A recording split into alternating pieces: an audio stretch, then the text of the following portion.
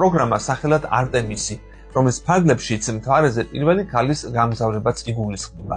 თუმცა ზუსტი თარიღი საჯაროდ ცნობილი არ არის. მთვარეზე შემდეგი გაფრენა NASA-ს და კანადის კოსმოსური სააგენტოს ერთობლივი მისიით იგეგმება. NASA-ს ყოფილი ადმინისტრატორი ჯიმ ბრიდენსტეინი, რომელიც ტრამპის ყოფილი ადმინისტრაციის დროს მართავდა სააგენტოს, ამბობს, რომ მთვარეზე დაბრუნება მეცნიერულ ან ტექნოლოგიურ სირთულეებთან კი არ არის კავშირში, არამედ პოლიტიკურ რისკებთან. პროგრამა დიდ დროს მოითხოვს და ძალიან ძვირი ჯდება. ამასვე ამბობენ ასტრონავტები. აქვე უნდა აღინიშნოს, რომ ხალხის ინტერესი მთვარეზე მისიასთან დაკავშირებით შემცირებულია. ახლა უფრო საინტერესოა მარსზე გაფრენა და ახალი მიღწევები. თუმცა თუ მთვარეზე არ ახდა ფრენები, მარსი გამორიცხულია. პოლიტიკური მიზეზები არ არის ერთადერთი გამოწვევა, თუ რატომ აღარ ბრუნდებიან ასტრონავტები მთვარეზე. ერთ-ერთ მიზეზს უსაფრთხოებაც წარმოადგენს. მთვარის ზედაპირი სამსია კრატერებითა და ლოდებით, რომელიც დაშვებას საფრთხეს უქმნის. 1969 წელს მთვარეზე პირველი დაშვებისას ამერიკის მთავრობამ მნიშვნელოვანი ფინანსური ხარჯი გასწია იმისათვის, რომ მთვარეზე სატელიტები განეთავსებინა, რაც მომავალ მისიებს დაშვების ადგილების განსაზღვრაში ეხმარებოდა.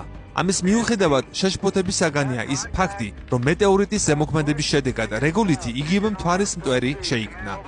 სამხრეთ კალიფორნიის უნივერსიტეტის აერონავტიკის ინჟინერმა 2014 წელს თავის სამეცნიერო ნაშრომში აღნიშნა, რომ მთვარე დაფარულია მთვარის მტვრის თხელი, ტალკისებრი ზედაფენით, ზოგიერთ ნაწილში რამდენიმე ინჩის სიღრმეზე, რომელიც ელექტროსტატიკურად დამუხტულია მზიურ ქართან ურთიერთქმედებით.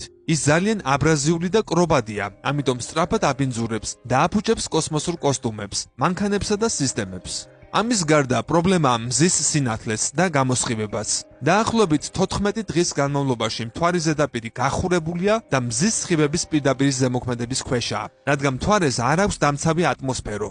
შემდეგი 14 დღე კი სრული სიბნელეა, რაც მთვარის ზედაპირს სამყაროში ერთ-ერთ ყველაზე ცივ ადგილად აქცევს. ამ გამოწვევებთან გასამკლავებლად NASA ჯერ კიდევ მუშაობს. მათ მთვარის მტვრის და მზისგან გამძლე კოსმოსური კოსტუმები უკვე დაამზადეს.